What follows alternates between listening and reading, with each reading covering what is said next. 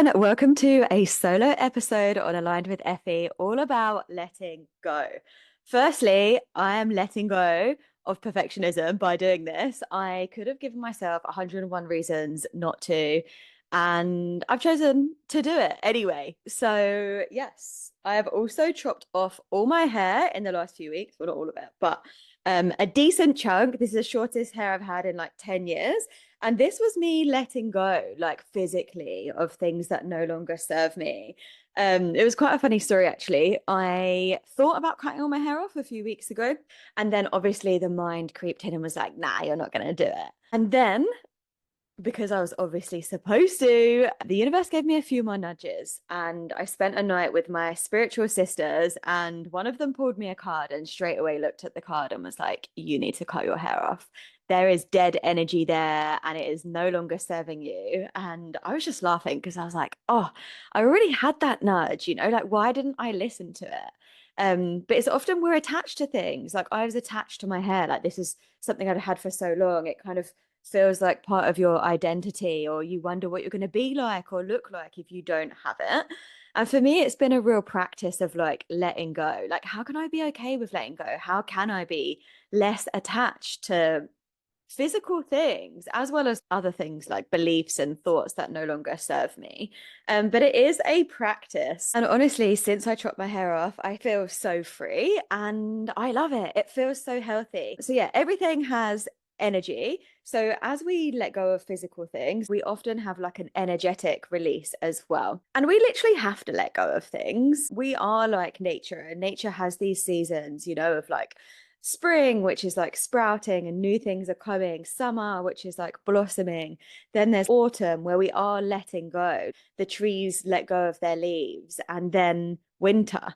And we need the seasons to be able to begin anew, to be born anew, to rebirth and have these exciting things. If we're clinging on to the old, firstly, it doesn't work. No matter how much you do it, all it does is make you feel rubbish. But yet you're literally stopping yourself from, having these new things. So just asking yourself now, what are you scared to let go of? Or what are you holding on to that you know is no longer serving you? And a lot of the time it's because you fear that there's going to be nothing to take its place. And it can feel uncomfortable. It does feel uncomfortable to let go of things. But it also is so magic. And this is really what my whole year has been about. Letting go, letting go, letting go over and over. It started around this time last year with letting go of my long-term relationship. I was in one for 6.5, almost 7 years. Lovely, lovely person. But I knew it wasn't serving me anymore. And it was a hard decision to let go. But I had this inner knowing that was like, nah, there's something else for you out there. And it's not necessarily that I'm looking for someone to take its place, because I'm not. I actually want to be single for at least a few years and just spend time and energy on myself. But actually letting go of that relationship has enabled me not only so much more time and space for myself and the things that I want to do, but also new connections. I've met so many amazing people within the last year, both male and female friendships, that I probably wouldn't have had the time to make or create if I was committed to a romantic relationship.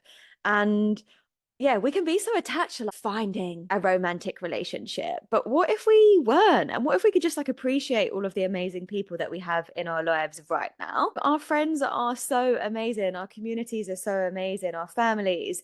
And yeah, it can be really nice and nourishing to have a romantic relationship, but you are whole without one and you don't need it, or maybe you don't need it right now. And it's this thought of needing something and attaching to something that makes us feel lack, like, oh, I feel like I don't have that, so I'm not whole. So I've been attracted to so many like-minded people into my space. Honestly, some of my best friends I've made within the last 6 months being here, a lot of people in the spiritual community. I've made loads more aligned people, as well as obviously nourishing the amazing friendships that I already have as well. And although I'm not looking for a romantic relationship at this period of my life, I've seen so much evidence that there is so many aligned people out there, and seen loads of like qualities that I would really like within a romantic partner, within different people that I've met over the previous months as well. Often we think, oh, what if there's not someone who will have all of these amazing qualities that my partner already has, or friend or whatever already has? But knowing that they are out there, there is literally an abundance of people out there. And yeah, you have to let go of this belief that you're not going to find what you want or you can't have what you desire. And shift it to believing that anything is possible. And when you do, that's when your vibration is raised. And I honestly feel so magnetic because I'm not attached to things. And I'm like, oh, do you know what? If this worked out, amazing. If it doesn't, all good. Something even better will happen. And that will be good too. And it is honestly so, so freeing to have this mindset. But it is something that takes work and commitment to doing. I feel like I'm speaking so fast, but I feel like I always do this when I'm talking about topics that I am so passionate about. While we're on the topic of talking about relationships, you will receive signs if you have unaligned friendships or relationships. It may be that you feel discomfort. Your physical body could be giving you signs, for example, not feeling turned on, not wanting to have sex, or even putting on weight is like a physical protection. You're protecting yourself from something or someone, as well as just feeling like you've just got this knowing that it's not right for you anymore. Or you might even have dreams as well. That's something, yeah, I've definitely had in the past. Our dreams can be us like processing the day and what's happened, but it's also our subconscious mind speaking to us. And again, you'll potentially know what your dreams mean, but it's not to say that if you have one of these things, the relationship's not for you or that you can't improve it, because you can. But often when we're not listening to the signs or not taking action on them, that's when they get louder and louder. And the louder they get, the less comfortable they are as well. They often get so loud you literally can't ignore them. So often letting go before you have to is the best thing that you can do. And I truly don't believe that what is meant for us will go by us, because I know that that's a big fear that a lot of people have. Like, oh, if I let this go, I might miss out on something that I was supposed to have. But if you were supposed to have it, it's probably still going to happen. But I do believe that we can block ourselves and make ourselves suffer way more than we have to. Okay, talking a little bit more about control. I think we're wired to try and control stuff. That's what we've been taught in our society, is like, do this, do that. You have to do everything right. And there's been a lot of fear-based things, but you can only do your best. Everyone is doing the best that they can at each moment in time. And this is the balance of the masculine and feminine energy too. So control and logic, productivity, action. This is all masculine energy, and it's amazing. We need masculine energy. So it's like, okay, what can I control out of my current situation? And then once you've done that, you literally have to let go and surrender. You can't do anything more than what is within your control. So how can you let go of that and trust that everything is going to work out as it's supposed to? And then, we can always pivot as well. If something doesn't go as planned, okay, cool. Can I change this? Is there something I can do now? And then moving on to like not being attached to things. Non-attachment is a Buddhism principle, and they teach that if we're clinging to things, especially like impermanent things, this literally just causes us suffering. Letting go of things isn't being like completely detached. Obviously, we care about things, but it's freedom to not be attached to things. So thinking now, what are the things that you are so attached to, and why are you attached to them? And what would it feel like to let go just a little bit? I'm very big on, we're not going to like dive off the deep end, because that's just going to put you in full fight or flight mode. How can I just release a little bit of attachment, or release a little bit of control, or let go of a few little things? Also in Buddhism, they talk about releasing or letting go of distractions and toxic habits. And when we do this, we get way more connected to our true path and purpose. I know so many of us are addicted to our phones, me included. And I've got an app called Opal that blocks me off of social media for a period of time every single day, which I absolutely love. So again, what are the small steps that you can take to let go of the things that are distracting you, that are literally landing in the way of you reaching your full potential and enjoying your life more? Because it's going to make a big change. Maslow's hierarchy of needs is something I learned in psychology, but it talks about self-actualization. It's kind of like a pyramid. And at the bottom, it's like safety. These are like the hierarchy of needs. We need like safety, shelter, food, water, sleep, whatnot. And then it goes up and up. And at the top, it's self-actualization. And this is the realization of your full potential. And to get there, you need to let go of the things that don't serve you. You literally need to let go of like limiting beliefs that are holding you back. Yeah, toxic behaviors, they're bad habits, the physical things that are stopping you. Maybe it's like vape. That's a big thing that a lot of people keep telling me at the moment they want to let go of is vaping. What is it that is draining your energy right now? Or what is it that is keeping you stuck? Because as you slowly let go of more and more of these things, it's going to feel so good. Limiting beliefs is a big thing that I work with majority of my clients, pretty much every single client. And I'll tell you a little story about me. So when I was working in a normal job, obviously. I was working in recruitment. Back in the day, I was really unhappy, like crying all the time, really overworked. And because that's what I thought I had to do. So this was my belief was you have to do as much as you can, work as hard as you possibly can. Not necessarily like climb the ladder, but do everything you can to be like the best employee possible and best person, whatever, which, you know, is great. It was like a positive to some degree, but it was actually holding me back because I was literally taking on everyone else's work. People were coming to me all the time because I was good at what I did. Basically, I did burn myself out. That wasn't really serving me. I should have done less. So I had to let go of this belief that like, you have to do it all on your own, or you know, that you're only successful if you're productive 24/7 and you never have any breaks. Because in reality, that's not true. I was so in my masculine energy and it wasn't serving me. It wasn't actually serving anyone else either, because I obviously could have done a better job if I was feeling more balanced as well and I wasn't crying daily. So that was one belief I had to let go of. Then also the belief that there wasn't anything else for me or that I wasn't worthy of like a different job. And it was when I hired a life coach for the first time in 2020 that I shifted this belief that she can do this, work on her own terms, do something she's passionate about. This is the life coach I'm talking about, like do something she loves. I was like, why couldn't I, you know? And sometimes that's all we need is this little what if, like, what if that's possible for me? This little shift from, oh, it's not, or I couldn't do anything to maybe it is. And that's when we shift our vibration and start actually taking the steps to get us closer to where we want to be. And that was that really like bold moment for me where I was like, oh, maybe I could do it. And honestly, it's just been more and more and more and more learning. Every year or day, we're like uncovering layers and layers and layers and like letting go of the things that don't serve us. And then sometimes they come back and then we have to let go of them again. And it's like, how can I not judge myself while I'm on this continuous journey of growth? And honestly, starting this business has been the biggest journey ever for me. Letting go of not having consistent income.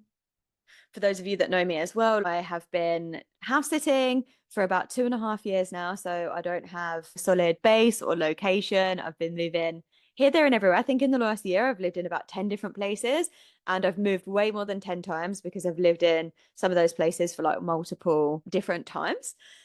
I've had to let go of having this stability. And again, it's not to say that that's for everyone because it's not. And actually, feeling grounded is something that we all do need in life, feeling like we have a regulated nervous system. And actually, I've got quite a lot of compliments for someone who's moving around so much. You're so grounded. And that's because I don't need these external things to feel grounded anymore. But at the time, when I first started letting go of all this stuff, I wasn't feeling grounded at all. I was literally waking up in fight or flight every day. And then it's like, okay, what can you do to change this? Because a lot of the time, it's not actually the external things in our life that make us feel a certain way. It's our internal world and how we feel about ourselves. Because honestly, I earn less money now than I did when I was working in a 9 to 5 job, but I feel more abundant than ever. A lot of the time, we think, oh, when I have this, I'll be happy. But why can't you be happy now without that? Or why can't you feel or do the things that you want to do without having the thing that you've told yourself you need? And then shifting our identity, letting go of parts of our current identity can be so powerful. I hear people all the time be like, I am this kind of person, or I'm lazy. And I'm like, that's a belief, not a fact, you know? And it might be that your current situation, you do, I don't know, sit on the couch or do whatever you seem to be lazy. But that doesn't have to be the case forever. Do you want that identity? Do you want the identity that you currently have? What parts of it don't you want? And how can you change that now? And a lot of this does start with like shifting our thoughts and our beliefs. That influences our feelings as well. But a lot of it is actually just taking the action, like taking the steps. Like, okay, if I wasn't a lazy person, what would I do? What are the things that I need to do to get there? And then start doing those things now. And honestly, it has this amazing circle effect. I'm trying to say like vicious circle, but in the opposite way. Flow on effect, ripple effect. That's the right one. So become your true self. You have to shed and let go of identities that other people have put on you. And people can do this without knowing. It's probably well-meaning, like parents or teachers or whatever in society. I'm not going to promise that it's well-meaning. I've told you, you have to be this. You have to earn good money to be successful, or you have to work really hard to get what you want, or roles. And yeah, you have to be a mom or a wife to be worthy or valued. And if you're not in a relationship, then you're not. Notice these stories that are coming up in your mind, and if they're serving you, what expectations are other people putting on you? Are they serving you at the soul level? And if not, how can you release them? And there's so many ways that you can do this. And you can do them on your own, but also it can be so helpful to receive support of, someone who's done it before, or people who have like studied and got the tools to support you. The first step for the most part is awareness, like becoming aware of these things and then taking small step after small step. And it might be physically doing things, it might be journaling, it might be talk therapy. Meditation would be something I'd recommend everyone to do, is just go of the thoughts in your mind, or observing the thoughts in your mind. But the more that you do it, the more you do let go of thoughts. And I was someone who had a huge monkey mind. And to be honest, I'm still someone who is quite in my head. Every time I go and see psychic or healer, they're like, get out of your mind and into your body. And I'm like, I know, but I've been trying to do this for 5 years and I'm getting there. I am letting go more and more, and I am, connecting more and more with my heart and my body. And it is a process, and we have to learn to be kind to ourselves while we're doing it. But no, you can change. I am way less in my head. I don't overthink a half as much as I used to. And I truly do believe that everything is always working out for me. And then so many of us hold on to emotions. A lot of us try and like push them away, ignore them, be like, I don't want to feel like this, so I'm just gonna like distract myself, or yeah, like bury this. And this might be something you consciously do, or it may be like subconscious. It's like a bit of a coping mechanism. But our emotions can get stuck in our body. And then a lot of the time they have physical symptoms as well. It blocks you from having like a high frequency, from feeling joy, from feeling love. You have to get to know how you're feeling. Don't judge yourself for the feelings you're feeling either. And then learn, how can I process these or let them go in a way that serves me? A lot of people think that anger is a bad emotion, especially women. We don't like to show anger because we've been taught that it's not positive. But actually, anger is such a powerful emotion. It's like, how can I use this anger in like a positive way? Maybe you're passionate about something, or how can I release it in a way that's going to serve me? Maybe you need to go to a boxing class. Maybe you need to scream in the pillow. Other ways to, release emotions are like through journaling. Maybe you want to do like a brain dump, a mind dump of everything that's in your mind. Maybe you want to go to like talk therapy or work with like a coach. A lot of the time, because it is in the body, like we need to do like somatic healing, which could be done through like movement, through breath work, Reiki as well, like as an energy healing. So there's so many different things that you can try. So maybe it's just like a bit of experimenting or knowing which ones that you are drawn to, and yeah, trying it. One of my favorite rituals for letting go is to connect with everything that's no longer serving me, or what I want to let go of, on a full moon. So this is a powerful time to release what's no longer serving us. And I really love connecting with nature's cycles, as well as you can do this when you're on your period, women. So when we're in our period, that is a time that our body is physically releasing things. For many of us, this may be with the full moon as well. So that would be like an extra powerful time to do it. Writing it all down, and then maybe you can say it out loud. I'm releasing this. Maybe you want to say it to someone you trust, and then maybe you want to like either rip it up or burn it safely. Okay, amazing. Think I'm going to leave it here. Hope you've enjoyed this. Would love to hear any takeaways. A woman shared with me just this week that she listened to one of my podcasts, and it really stuck with her, this like letting go of perfectionism and the phrase done is better than perfect. Done is better than perfect. Done is better than perfect. And this is something that I always come back to. Sometimes we do just need one sentence, one practice, one small shift that changes so much for us. Don't underestimate the power of the small changes. I'd love to hear what you're letting go of. Sending you so much love.